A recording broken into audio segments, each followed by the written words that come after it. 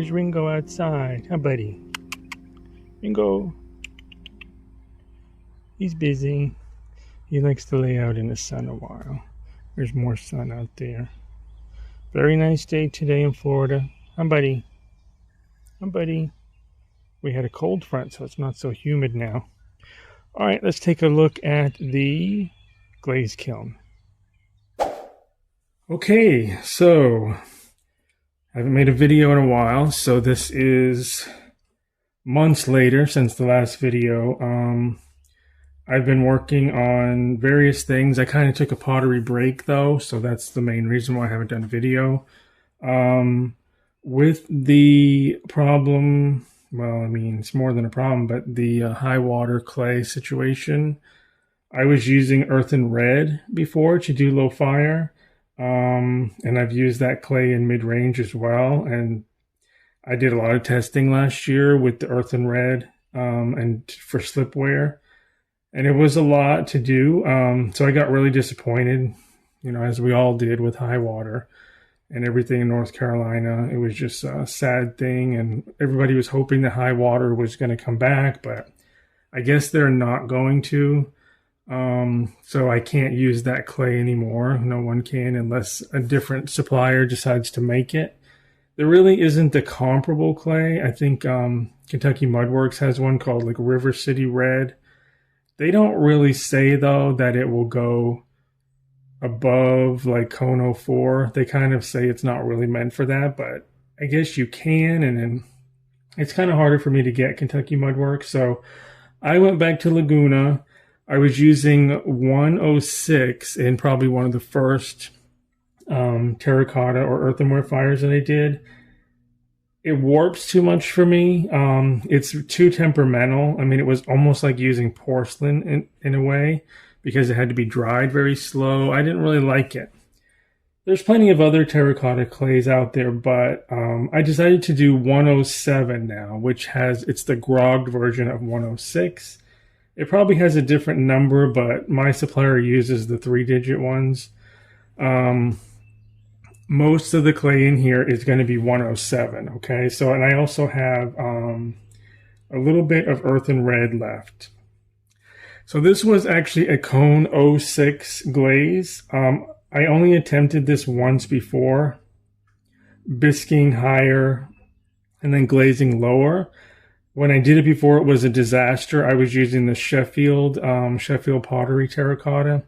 I clear glazed everything with the commercial glaze, so it was the bottoms and everything.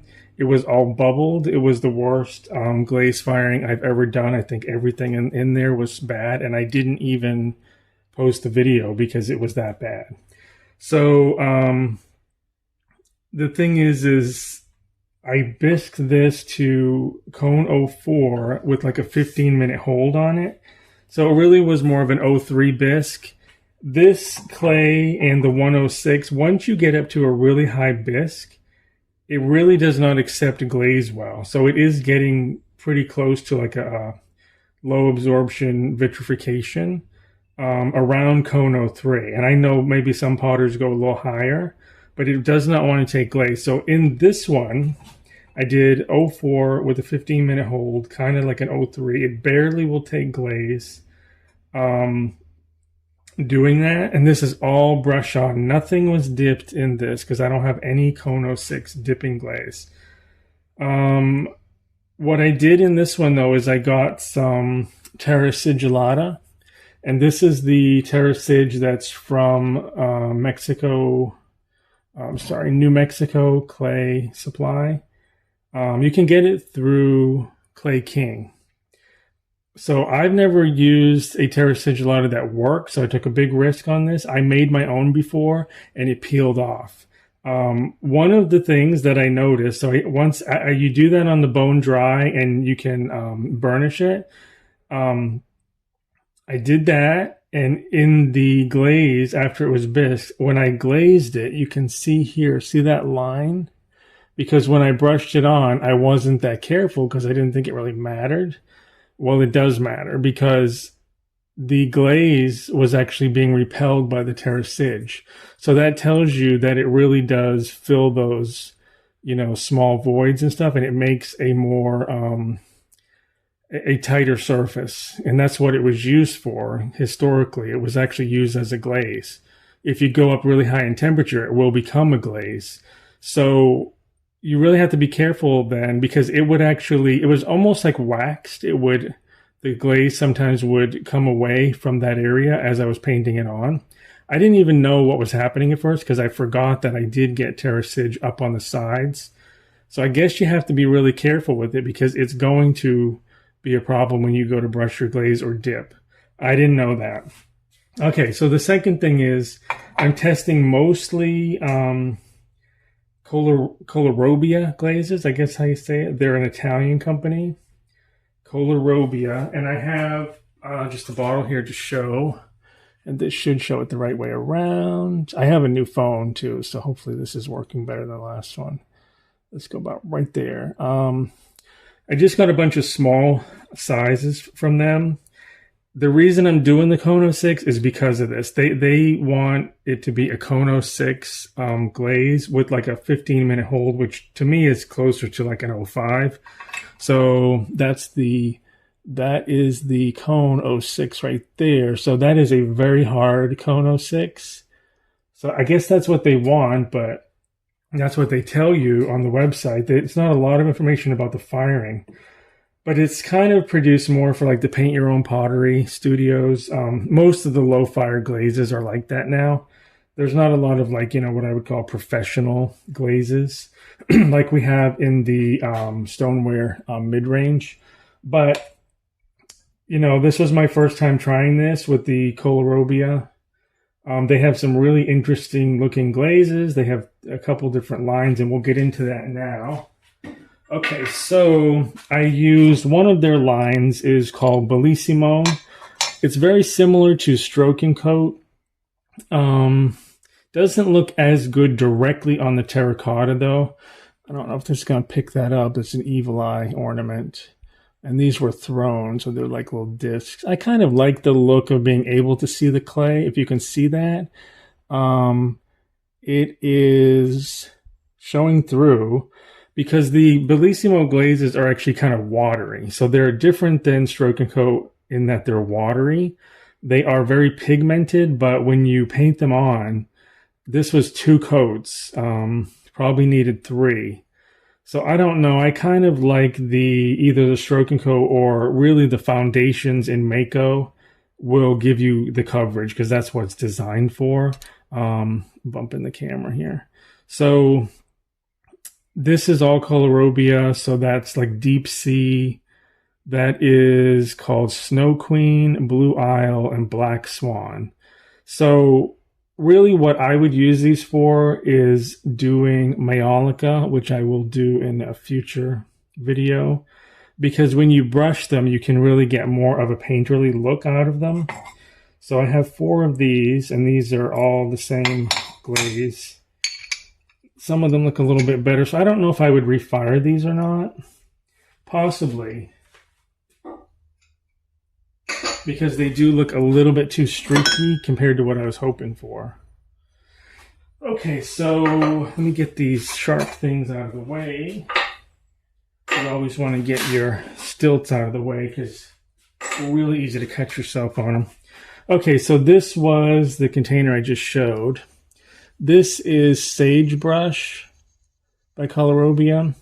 So I'm really disappointed because it is supposed to be more green than brown, but on terracotta you have to realize the differences of these glazes because they will definitely change. It's just like doing mid-range. All the mid-range like red, black clay bodies will shift the colors. It's the same thing. So when they show the samples of these, they're always going to be on white clay. So you have to do your testing. So this actually looks to me a lot like a mid-range fake Shino. It's not the look I wanted. I'm not happy with that at all. I probably would not even use this glaze. Unfortunately, under here, I made plates for myself, and it does have this. It has a different glaze, but it has, I'll show you which one. I have, it's also a gray. It's called San Fran Fog. It's that one, and that is really ugly, and that's what I put on my plates, plus just on the rims though. It came out brown. So it kind of seems like it is a fake Shino to me in a low fire, because that is what fake Shinos will do. You have to get a heavy coat of it on there in order to get it to be the color. Like usually it has tin in it, and the tin will float to the top, and then you have iron that sinks to the bottom, and you get that kind of look. You get that sort of brown. Now it's great for texture, but if you can get a heavier coat on there. This is another one similar to it, and it's called Sienna. Now that one is really good. That looks like stoneware. I'm happy with that one. So I would definitely use that. It shows texture well. See, because this was bisque so high, and it has the Terra Sig on the bottom. And by the way, I didn't say this yet, but I changed the name of my pottery name. So now Mystic Moon Pottery. They have other lines of glazes. They have one. These are a sparkle. It's kind of childish looking a little bit, but this one's a little bit better because I think the color combination, I don't remember the name, but it's a black with sparkle. Let me see how close I can get to the camera without it being blurry. Is it blurry? Kind of blurry. Can you see the sparkling? In real life, you can. You can definitely see. I assume it has mica in it.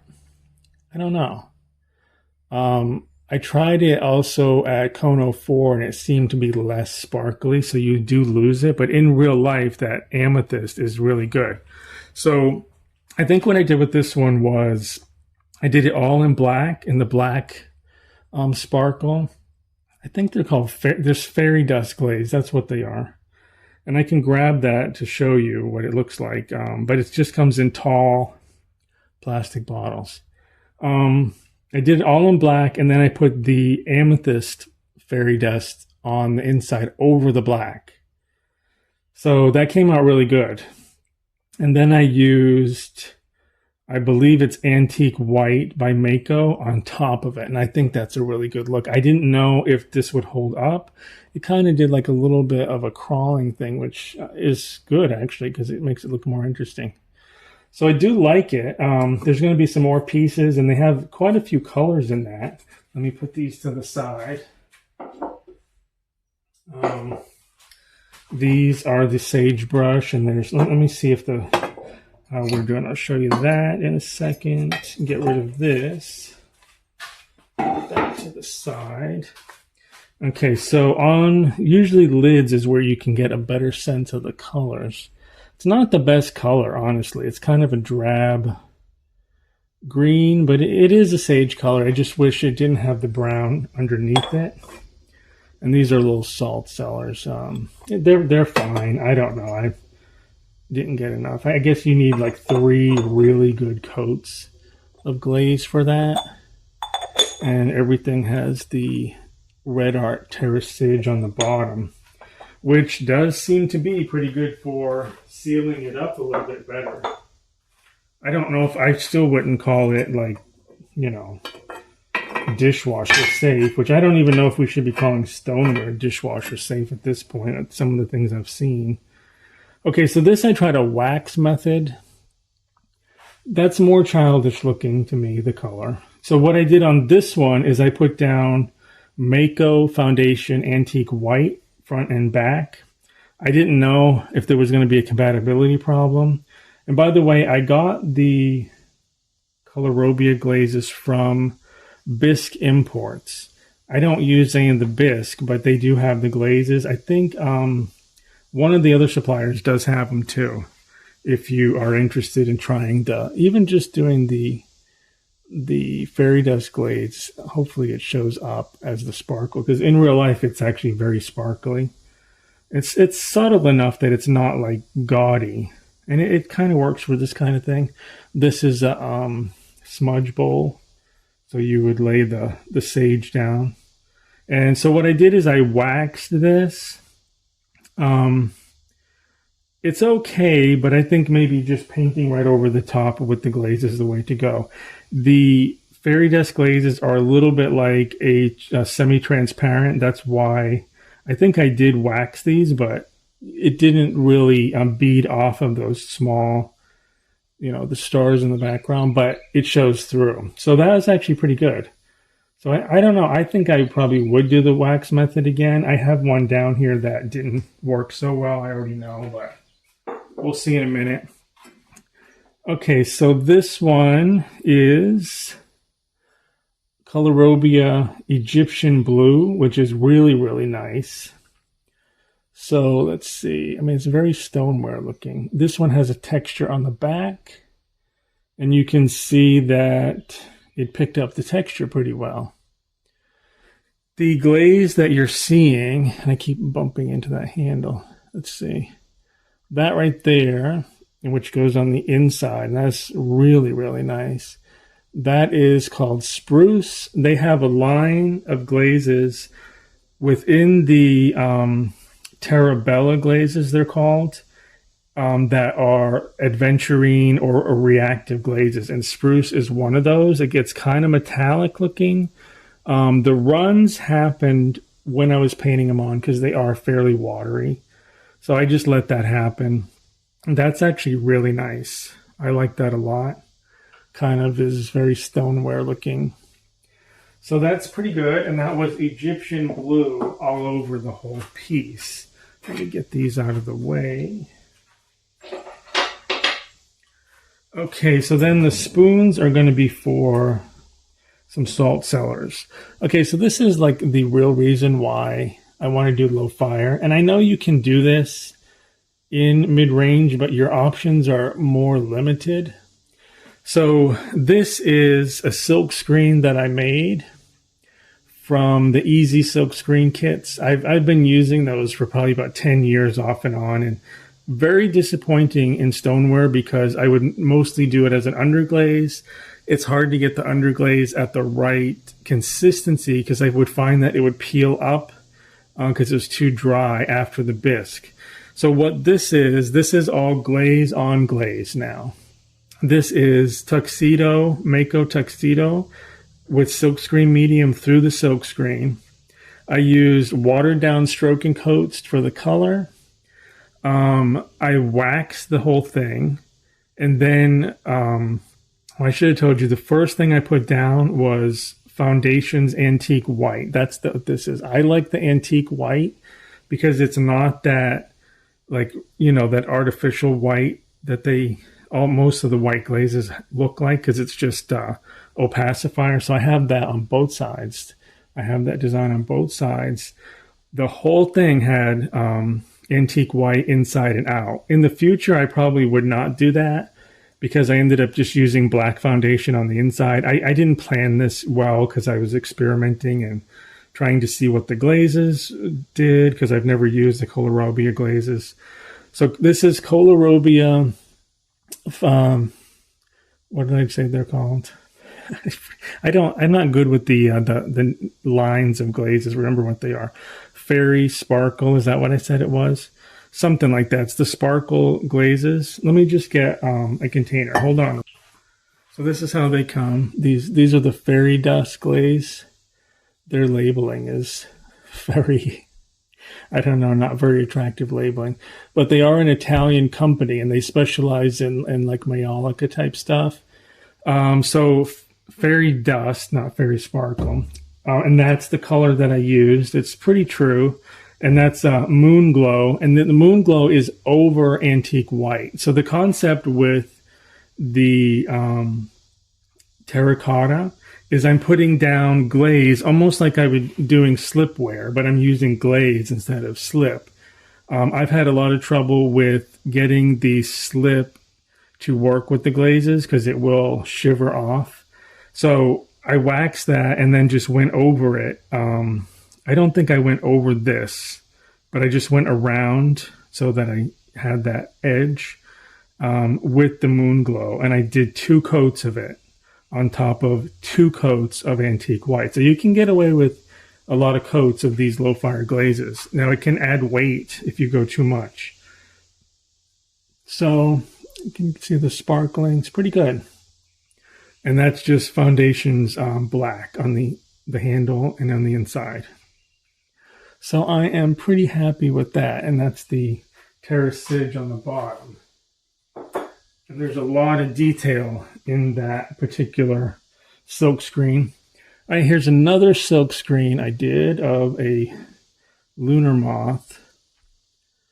So again, 2 coats of antique white. Now you can see the clay body a little bit, which I like this. I like to be able to see the clay body coming through, give it that more rustic antique look. So I used tuxedo stroking coat for the black lines, and it does, of course, you use silkscreen medium, and it goes to like a peanut butter consistency.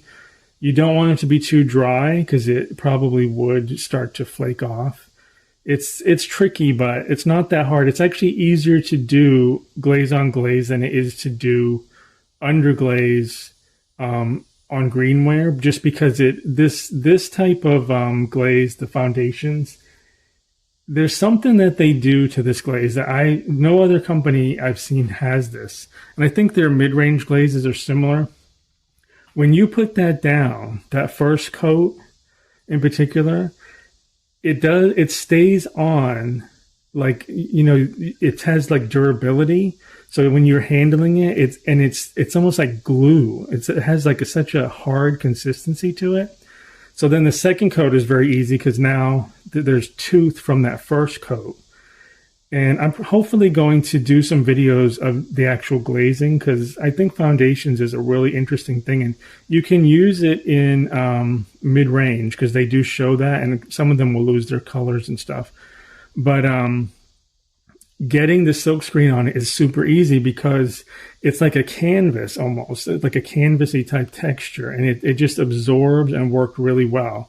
So Mayco knows what they're doing with this stuff. I mean, they have the silk screen medium, and they've designed it really well. And if you do go through Colorobbia, or not, I'm sorry, if you go through Bisque Imports that has the Colorobbia, they also have the foundations.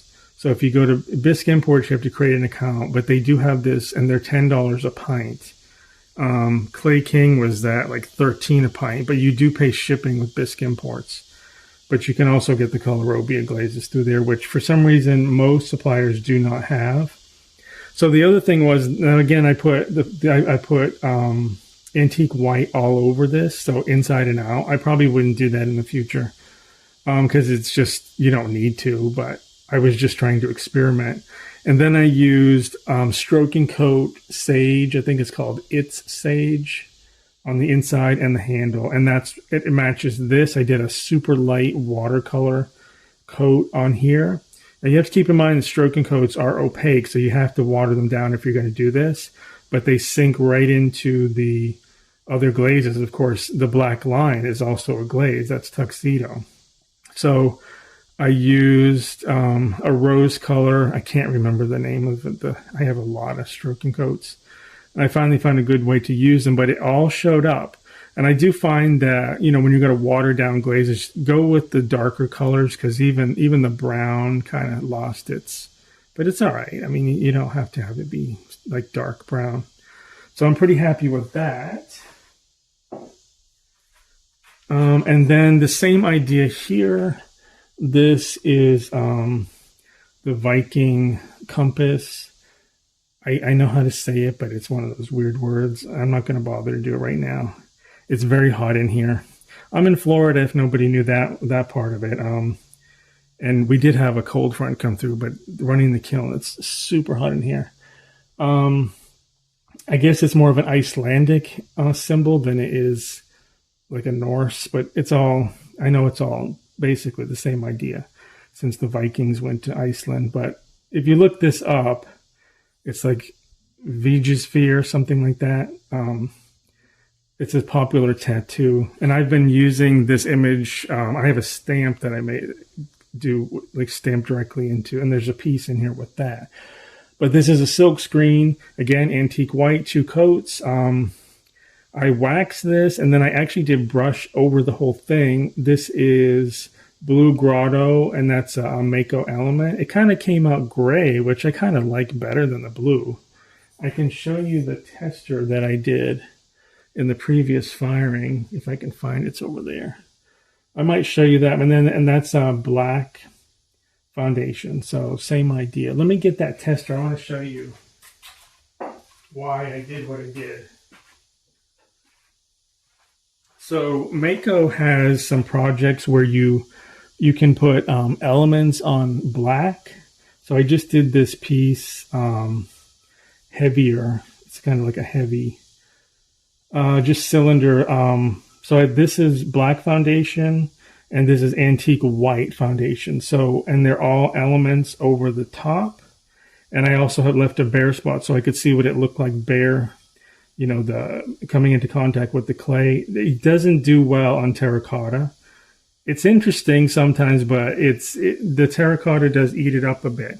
Now this was done Bisque 06 and Glaze 03, so it's a little different. But I liked all of the ones on the white, which was the concept that I was going for, was to put white down and then do the elements on top. So I think it's better. They have some interesting projects with the black, but I'll try it again at a lower temperature. But so you can see here how some of them, they just come out like the same color. So not so good there, but so the testing that I did showed that it was better on white, which is why I did a few mugs that way. Okay, so I have the spoons that go with the salt cellars, and I don't want this video to be crazy long, but it seems to be how I do things. Make them. All right, so this one is by far the best looking. That's Colorobbia. I think it's called Sandy Beach. That, if I don't use any other Colorobbia glaze, that's the one I will be using, because that's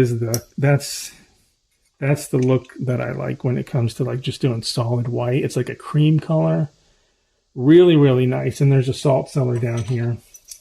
That's the sagebrush again.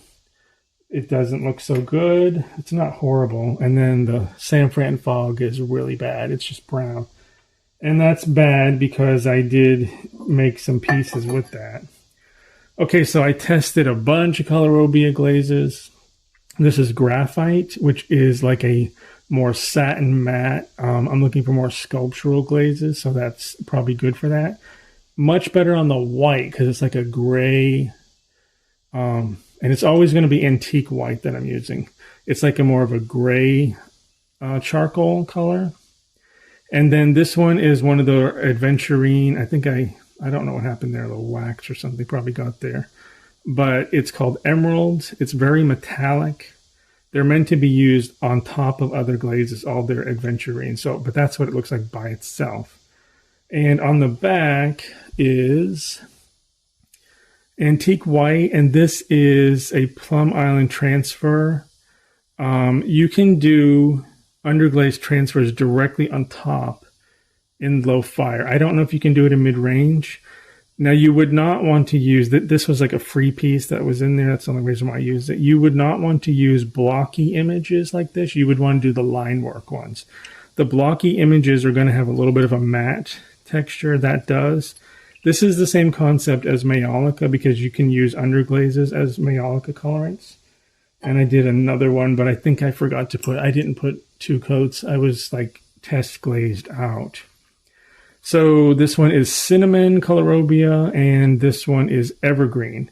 Now you can see Evergreen is more of a transparent, semi-transparent. It's blue, though, directly on terracotta, and it is green over the white. Now I actually think that that's good. That's makes it more versatile for me because you can have a blue glaze and a green glaze, basically. So I kind of gravitate toward that. Cinnamon looks close to the same each way. Okay, so this looks interesting. This is a reglaze of a little cauldron that I made. So it was all matte white. Kind of got sort of matted right there, but I don't hate that, to be honest. The lid is pretty interesting. So there's a lid to it. It's a little cauldron with the moon phases on it. It did something different though. The inside got all bubbly and sort of metallic, which is interesting. I made this for myself anyway, so But so the inside is the matte black um, by Mayco, and that's interesting because it went more metallic now at the lower temperature. Because this was Glaze Fire Decone 03 originally, white, matte white on the outside. I don't know. I actually like it a lot. So what I did was I reglazed. Now, one of the interesting things about the low fire Mayco glazes is they're really easy to do reglazing because this was all matte white, which the inside of this is matte white. We'll get to this in a second. So when you paint, this was pine needle element on top. When you paint the new glaze, you know, you're reglazing on a glazed surface. So it's very hard to, you have to like put, I don't know, soap or something. I think they use hairspray, that kind. I've never done that. Or you can heat up the pot. Well, with these glazes, it goes right on. I mean, sometimes it will beat up a very little bit, but I was able to very easily paint this and reglaze it. Now, it is very funky looking because it's a matte glaze underneath, but I don't know. I think it's interesting looking anyways. It's kind of more metallic. I kind of like it anyway. I'm glad it came out like that because I had no idea what it was going to look like. And that clay actually is Earthen Red. This is Earthen Red. So this was a refire. It was also just, yeah, it did get metallic. That's interesting. So it kind of reactivated again. I don't know. That's interesting that the matte glaze like reactivated. I didn't think it would do that. But I guess once you fire it up higher and it has that finish on it, it probably doesn't work so well to do it on a lower temperature, just like you would do with stoneware. So I don't know how usable that's going to be because it has a texture. But that's the Viking Compass stamp that I have. I don't like it that much. It's the same thing, unless I might have used a different glaze. I didn't really keep track of it, of this stuff anyway. It's kind of blotchy and weird. Well, and that's a chalice. Don't love it. So this is a different clay. This is New Mexico clay mica. It's a mica. And that was an underglaze with, I wanted to see what the Mayco clear would do with the underglaze, and that's silk screen. I have one on the back as well. It's just a tester. I don't like it. It's kind of milky, bluish over the underglaze. And that's the thing. That's what would happen a lot to me with the mid-range, doing that in mid-range. I just didn't like it. So let me just show you the comparison though. You know, this is the same type of thing, glaze on glaze, and this is underglaze with clear on it. So you can see the difference of the two things there. Same idea, just two different ways of doing it. Okay, so, the bad thing is I didn't write down the names on this. I believe that is probably the green, the sagebrush green, all brown there. Could be wrong. I'd have to go look at the numbers. Originally I was using their numbers, and they look at the numbers on there. That's crazy. And that is the sandy beach, which is really, really nice. I hope that shows up well, because wow, is that a nice glaze. That's good. That's what I'm looking for, is this sandy, the beach type of look. Now I also did Stroke and Code tuxedo letters on top. Little bit fuzzy, foggy looking, but it's not as stable as I thought it would be. Still, it's okay, because I would do the word salt on a salt cellar. Okay, so this is a disappointment. This is Oxblood by Spectrum. Now, I've wanted this glaze for a really long time. It's very expensive. It's like $30 for a pint. It's brown, unfortunately, on here. So maybe if I put down white first, I would get the red, but that's too bad. It didn't work. So that's not what I thought was going to happen because I figured red on the red clay would probably be fine. Guess not. That looks like it's San Fran Fog by Colorobbia. Oh, wait, so I don't know what that is then. What is this one? I have no idea. Do you want me to look? I don't know. Okay, so this is Sienna. It's a Terra Colorobbia glaze, but the funny thing is, it looks different. So you really had to get a lot of coats. That's Sienna right there. So it can be just brown. So you've got to get the right amount of coats on there. That's too bad, because it's kind of tricky to get 3 coats on there. So let's see. And we did this one, and that's San Fran Fog. So this is directly on the terracotta, so there's nothing there. So it's very dark. It's actually supposed to be a much lighter gray than that, but this is terracotta and not white. Okay, so blue Danube, that's a light blue Colorobbia. They sent me this by accident. I'm getting another glaze because they made a mistake. That was Bisque Imports. Lavender, but actually it works on terracotta. I don't know that I'd use it. And again, this is antique white. So maybe I didn't use all antique white on the backs. I don't know. That works well. So that's an underglaze transfer on top of antique white. So it's like a Mayolica type of idea. There's some of the Colorobbia instructional videos show that you can put underglaze transfers on top of the glaze, but I did it on foundations and not Colorobbia. But that's pretty good. That blue Danube is a pretty good color. It's a little bit more of a greenish color there that's showing up like that. Okay, we have, okay, this is clear, so that's a disappointment.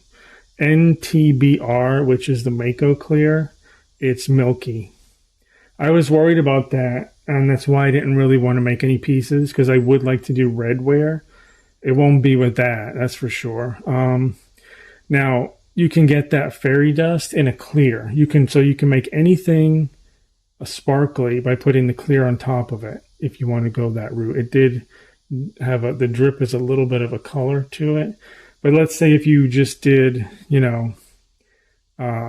some underglaze transfers or whatever like this, you could actually go over it with the sparkle if you want to do that.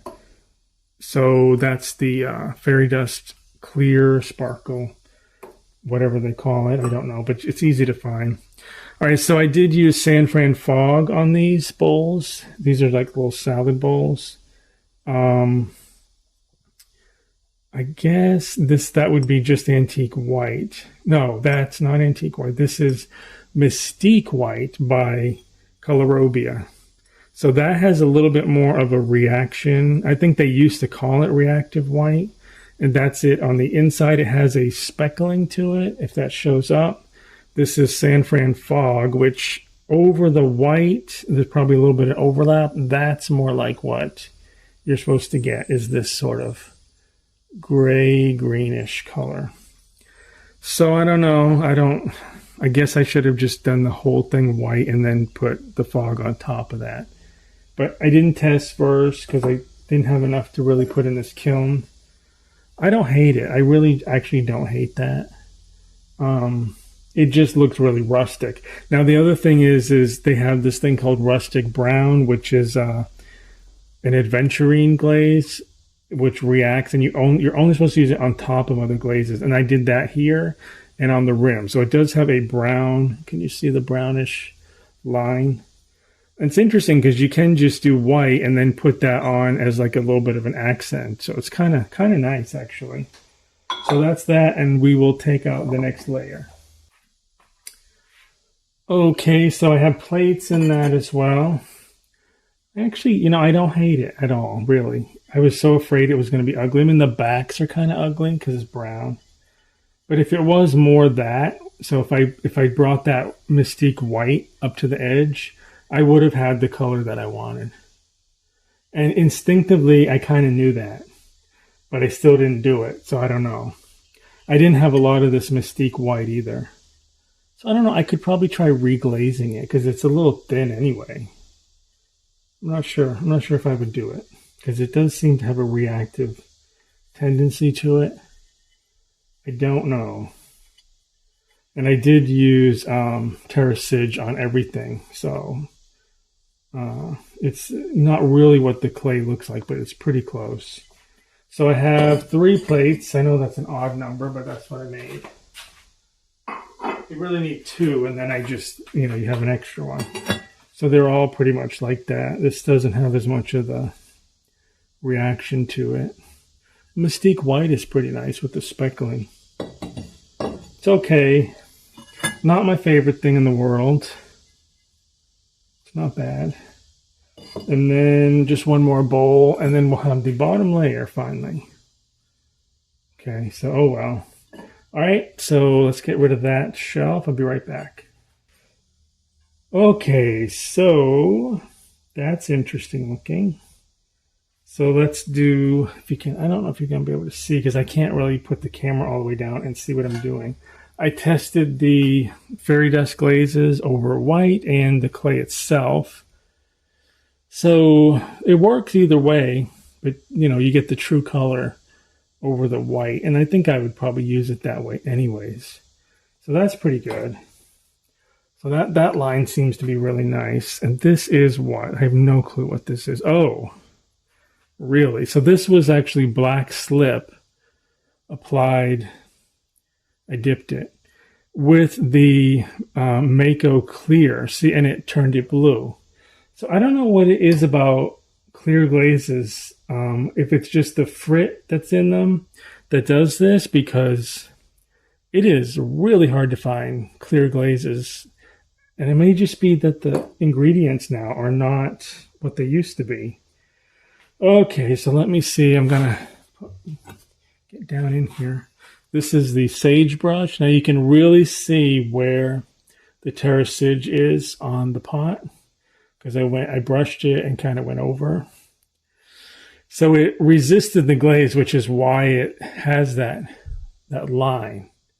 It's not the worst thing, but came out more green on the inside. It's a disappointment though because the lid is definitely brown, more so. And then let me get the spoon. There's one spoon, which I'm going to have to sand the... So I decided to start making my own spoons only because I get so aggravated with having to get wooden spoons. And it kind of looks more interesting in a way if you have your own thing. Don't like the color. Too bad. It was a risk, but you have to fill the kiln somehow. Okay, let's see what we have here. Okay, so Egyptian blue test. It actually looks different than the bowl. It's kind of similar, I guess. And Mystique White. So I just wanted to have some testers of that. Different glazes. This one is the one I did the waxing. I think just painting directly on top. So this is Fairy Dust Sparkles directly on the clay body. And I did get some spots where the wax resisted and it looks a little bit bad, but I could just go over the whole thing probably with some of the clear sparkle. I don't know. I'm not sure if it's even worth doing that, but okay, so let's see. We have...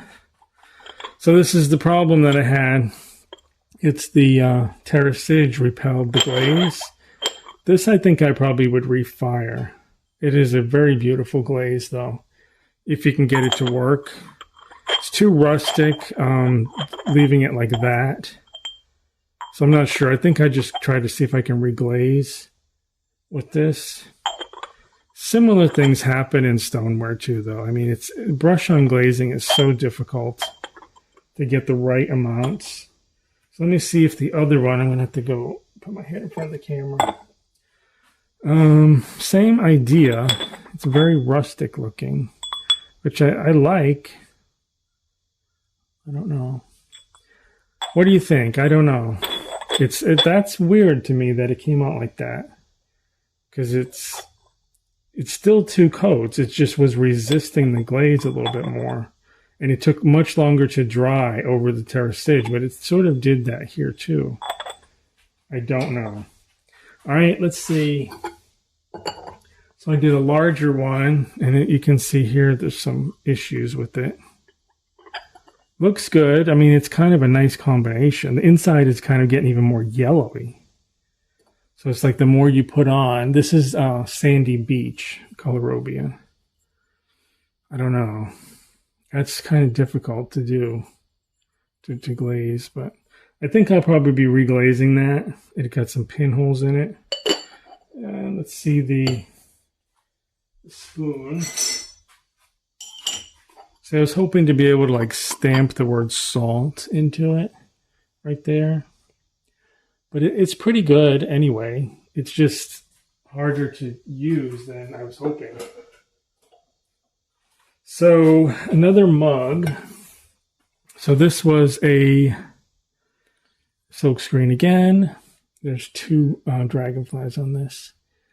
So this was done in the same technique. I think I just kicked the camera. 2 coats antique white on the whole piece. Then silkscreen. Then I used some stroke and coats watered down. Various ones. I think it was sage again. I think it was like melancholy and maybe some gray. Then I used elements. So I waxed this first. This was all waxed and came out really good. This is sea green over antique white. 2 coats of sea green brushed over antique white. This is rust red over it. And that kind of works. That actually really works well. This one has a little bit more of a double exposure look to it, but it's still kind of nice. Pretty good, actually. So the mugs were the best thing in here, I would say. So I don't know. I think maybe the elements are much easier to use than the Colorobbia. And elements can go, you know, more like 03, 02. I think they start to get a little bit weird after that. They start shifting and moving. Same thing with the foundations. They tell you to only do 06 with both of them, but maybe that's the way to go because it does have a really nice like visual texture to it, the sea green over that. So pretty good. And one last really ugly piece, which is San Fran fog. And maybe this is what San Fran fog actually looks like out there. I don't know. It's no longer gray, it's brown. So, wow, that's ugly. So I'm going to try reglazing that, I think. It's another salt cellar. I'll have some reglazes in the next one. So that is it. Colorobbia glazes. And Mayco foundation glazes. What did you think anyway? So this was my test to see what I want to do, how I want to go forward. Hopefully I get back to doing some slipware with the testing. I don't know if I should just try using low fire white casting slip. It seems like it wouldn't work, but maybe it would. So maybe I'm going to try that. In the next firing, if I can get my hands on some of that casting slip. I don't have any. That's it then. Thank you for watching. Let me know what you think, because I'm really kind of struggling with this low fire thing. Thank you for watching. See you next time.